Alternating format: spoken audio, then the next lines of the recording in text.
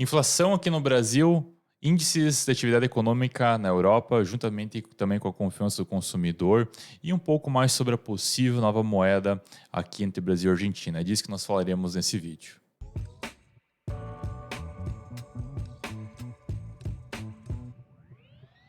Sejam todos bem-vindos aqui a Navalorama, a mais uns nossos vídeos, 10 minutos de economia. Hoje, terça-feira, dia 24 de janeiro de 2023. Meu nome é Jader Giacomelli, sou especialista de investimentos e fica o nosso convite a você que está conosco a dar o joinha no vídeo e, se caso não for inscrito no nosso canal, também fica o nosso convite para fazer a subscrição. Pois bem, temos muitos assuntos aqui, vamos dar como de prática, vamos dar um rápido giro nos mercados para ver como que todos estão, como que o mundo está hoje se comportando. Só compartilhar a tela, por gentileza. Obrigado. Bom, nós temos hoje o mercado asiático um patamar um pouco mais positivo. Lembrando que nós estamos no feriado chinês, lá na China, o calendário lunar, né? Então, todo ano temos um feriado próximo dessas datas, entre janeiro e fevereiro. Na Europa, nós estamos um patamar um pouco mais negativo, né? No Brasil, nós falaremos na sequência. Quanto aos índices aqui do medo, o mundo continua ganancioso, patamar de 65. O índice do VIX está também tendo uma leve alta, 1,72, mas sem maiores medos. O dólar ele está subindo 0,08% a 102 pontos, também sem muitas surpresas, o dólar aí andando de forma bastante lateral. E o petróleo Brent hoje também próximo da estabilidade. A nível geral, podemos dizer que até o presente momento os mercados não estão apresentando nenhuma... os mercados não estão reagindo de forma acentuada a qualquer noticiário, sem muitas surpresas dentro desse contexto. Pois bem, mas vamos falar um pouco sobre o nosso calendário econômico. Hoje nós tivemos algumas informações aqui. Começando lá então na Europa, nós tivemos a confiança do consumidor. É um indicador bastante utilizado por lá, com bastante, inclusive, relevância na Alemanha, que mostra a confiança dos consumidores na Alemanha, qual é a perspectiva dos consumidores para o próximo mês. Esse é um indicador um pouco ao contrário, porque não relata o passado, mas relata o futuro que pode vir a acontecer. E a perspectiva lá continua ainda negativa nos índices alemãos. Tá, a expectativa de queda de 33 na expectativa, na confiança do consumidor veio quase 34. Lembrando que nós tivemos patamares já bem mais negativos no decorrer de 2022 e menos 42 no mês de outubro. Claro que tudo devido aos conflitos no leste europeu que acabaram por abalar a confiança dos consumidores lá. E se nós vemos no contexto histórico aqui, vendo o mesmo indicador, nós vemos que ele também sempre oscila bastante, mas sempre próximo de zero. E nós ainda continuamos num patamar extremamente negativo, pessimista, e não conseguimos recuperá-lo. A confiança do consumidor, a confiança da economia alemã não retoma os patamares já desde 2019. De 2020 para cá, infelizmente, são informações negativas nesse quesito. E quanto aos índices dos PMIs, os que relatam a atividade econômica na Alemanha, na zona do euro, e no Reino Unido, também tivemos a divulgação deles hoje, lembrando que são referentes a janeiro, mas são prévios, eles não são ainda os oficiais. Aqui nós vemos números próximos ao patamar de 50, sem maiores novidades, apenas relatando aqui, abaixo de 50, desaquecimento econômico, acima de 50 significa aquecimento. Então, esse aqui é o real resultado das três colunas aqui à esquerda, que relata a situação atual. Então, sem maiores novidades, a economia na zona do euro continua levemente desaquecida e até o momento um tanto comprometida. Quando nós tivermos certamente os PMIs oficiais, nós estaremos fazendo divulgação aqui no canal. Também nós tivemos hoje, saindo lá de fora e vindo aqui para o Brasil, temos algumas informações relativas ao nosso cenário aqui. Tivemos o IPCA 15, a divulgação dele, veio 5,87, era esperado 5,83, veio praticamente em linha com o aguardado. Nossa inflação aqui ela está assim controlada. Essa diferença, lembrando que o IPCA 15 é apenas uma prévia entre a inflação que foi calculada em 11 capitais entre o dia 14 de dezembro até o dia 12 de janeiro, não é a inflação oficial, o IPCA, que é a inflação oficial, será divulgado em fevereiro, mas o IPCA 15 nos dá uma ideia de como nós podemos esperar o IPCA. E essa diferença aqui é o juro real, é algo que, claro, isso inclusive que o Lula acabou criticando esses dias, de que nós temos um juro extremamente elevado aqui em cima e para uma inflação baixa.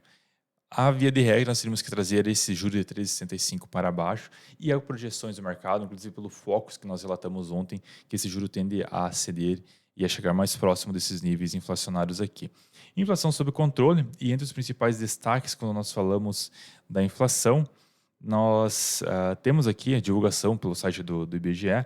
Então, o que mais contribuiu para essa inflação que se manteve nesses patamares foram saúde e cuidados pessoais, que tiveram variação um pouco mais acentuada, seguida de alimentação e bebidas. E também comunicação teve um percentual um pouco maior. Lembrando, claro, que esse período é o período natalino, é o período final de ano, então é normal de ter um consumo um pouco mais acentuado. Então, sem maiores novidades quanto a esse ponto. Bom, mas certamente um dos assuntos que foram de maior, que acabaram reverberando, acabaram tendo uma repercussão muito maior, é em relação à moeda única entre Brasil e Argentina. E temos muitas coisas, nós tínhamos que fazer um vídeo próprio, apenas um vídeo para falar de toda essa situação, de tudo o que está acontecendo e do porquê, o que realmente está, o que realmente ocorre. Vamos primeiramente dar um overview que fala sobre e que não, no primeiro momento eu acho bastante improvável que venha a existir uma moeda única entre os dois países. E aqui consta uma das razões. A política, os juros no Brasil são totalmente distintos do que nós temos na Argentina. A inflação, inclusive que está equivocado, está 95% e não 73%. A inflação está em patamares totalmente distintos do que nós temos aqui. Tem uma diferença gritante entre as dinâmicas das duas economias, entre os números que são divulgados, entre a dependência, por exemplo, talvez em alguns produtos a Argentina tem uma dependência muito maior do que o Brasil, ou eles são muito mais, por exemplo, o farelo de soja, eles são muito mais players, são muito mais fortes nessa produção do que aqui no Brasil. Então, tem certos produtos que não são adequados a serem produzidos aqui, que lá são produzidos e vice-versa. Então, há uma dinâmica totalmente distinta entre essas economias. Por isso que eu acho extremamente difícil que isso venha a ocorrer. Só que houve alguns maus entendimentos sobre essa questão aí. E aqui consta, inclusive, mostrar de que o Brasil acaba rechaçando esse plano do euro sul-americano, inclusive acabou gerando mal-estar. O que está para ocorrer, na verdade, seria a criação de uma moeda comercial, não uma moeda comum entre os dois países. É esse que é o plano original. Inclusive, o Valor Econômico de hoje relata essa situação, traz algumas opiniões aqui. Inclusive, quando a Europa acabou fazendo a moeda única, né? Aqui tem também uma outra reportagem que fala sobre a questão que existem hoje correntes ideológicas, existem ideias para a substituição do dólar, porque hoje tudo é negociado no dólar. Petróleo, dólar, commodities, independente das commodities, hoje tudo é o padrão dólar. E se nós vemos lá na Arábia também, está tendo, por exemplo, aqui, ó, entre a Rússia, perdão, a Índia querendo negociar petróleo não em dólares, mas em rupees, que é a moeda indiana. Também nós temos algumas. É um assunto que começou a vir bastante recorrente hoje. Também a negociação da China e da Arábia Saudita em petróleo, para negociar petróleo, não necessariamente em dólares. Então tem uma corrente a nível de mundo falando para ter uma substituição do dólar por alguma outra moeda, de alguma outra forma. Porque, querendo ou não, quando nós temos o dólar extremamente elevado, como nós tivemos agora, o índice DXY, como nós vemos aqui na tela, ele estava extremamente acelerado, extremamente alto. E quanto mais alto ele fica, normalmente isso tende a impactar a inflação dos países emergentes, dos países como nós aqui no Brasil. Então, dólar alto significa maior inflação, por isso que buscam-se alternativas a isso. E esse aqui acaba sendo um dos pontos. Então, na minha percepção, não vai ter uma moeda única. Esse já é algo que vem sendo discutido há muitos anos. Se tem uma moeda única, será apenas por questão de negócios entre os países, né? Aqui também outra reportagem que fala sobre a negociação através da moeda indiana. Pois bem, vamos dar sequência aqui. Vamos dar um rápido giro aqui no Brasil. O dólar hoje está caindo, está 5,19, caindo 0,45%. O Ibov ele está caindo 0,04%, bastante próximo da estabilidade.